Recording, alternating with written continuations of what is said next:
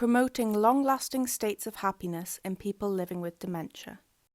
When developing well-being interventions for people living with dementia, such as hand massage, music therapy, etc., there is sometimes the concern that the well-being produced during the activity is lost very quickly after the activity has finished. This is because, owing to people's short-term memory problems, they forget they've been engaging in enjoyable activities. A family member might say, "My elderly dad enjoyed our game of cards, but later he told the nurse that he hadn't seen me for weeks. Is there any point in visiting and doing things with him if he can't remember?" Clearly, this is frustrating to family and friends. However, we frequently observe that people who've engaged in enjoyable actions maintain high levels of contentment long after the event has ended, even when they're unable to remember what they've been doing earlier in that day. A potential explanation for this long-lasting effect can be provided by examining the changes happening at an unconscious hormonal level, rather than at the level of conscious recall.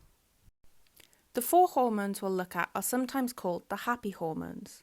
They are dopamine, serotonin, endorphins, and oxytocin.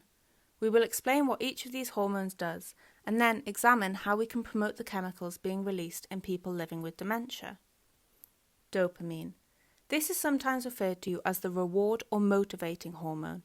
It activates us to engage in activities that have previously made us feel good, and to keep doing things that we are getting some kind of praise or reward for. Serotonin. This hormone regulates our mood and serves to calm us and help us recover from distress. Not having enough serotonin makes us feel low and fatigued. Endorphins. These are often viewed as the body's natural pain relievers.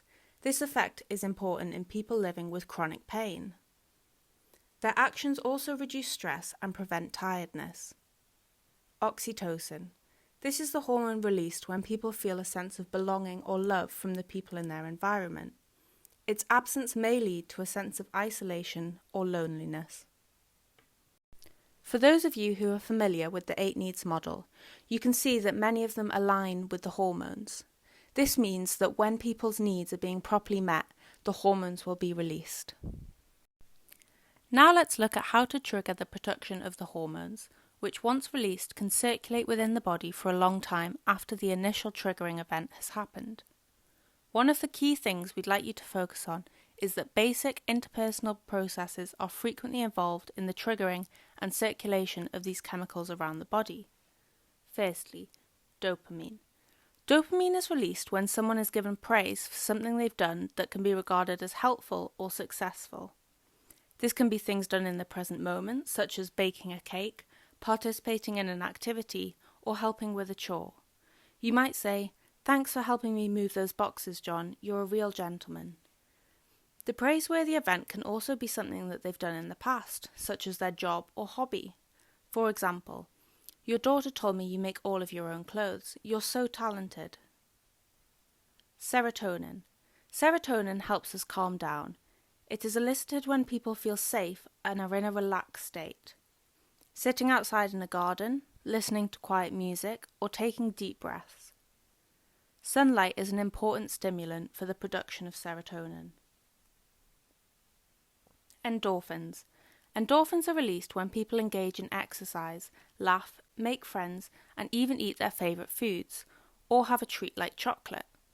Typically, the exercise needs to be sustained for 15 minutes or more, so organising a regular exercise programme can be helpful. Laughter could also be promoted through watching a funny film or video, or listening to a funny song.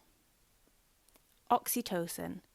This set of hormones are produced by hugging a friend or family, cuddling a pet, having a hand massage, or holding hands with a trusted carer.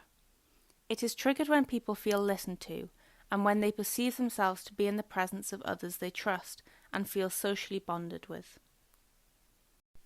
These hormones are elicited outside of conscious awareness and do not rely on conscious memory to have their positive effects. This unconscious activity makes the hormones powerful therapeutic tools for people with dementia, because their release does not rely on memory or decision-making capabilities. While there are environmental triggers to some of their actions, like sunlight involved in the release of serotonin, there are also important interpersonal cues that can release all four of the hormones. For example, use of good listening skills, praise, and positive touch. Armed with the knowledge of the triggers, we can engage people in social exchanges that keep their well-being topped up. Before concluding, there is a fifth hormone that is also important to mention because it gets elicited when people feel anxious and threatened. This chemical is called cortisol. It is the body's way of saying, I don't like what I'm experiencing right now, and I want to avoid this in the future. The negativity could be a feature of the environment, activities they're currently engaging in, or more commonly, the social interactions they are experiencing. Based on our knowledge of the actions of hormones, the impact of a negative experience could be maintained long after the threatening event has finished. Ideally, we would avoid causing such stress, though that is not always possible. Therefore, difficulties experienced in the morning can have long-term effects over the rest of the day.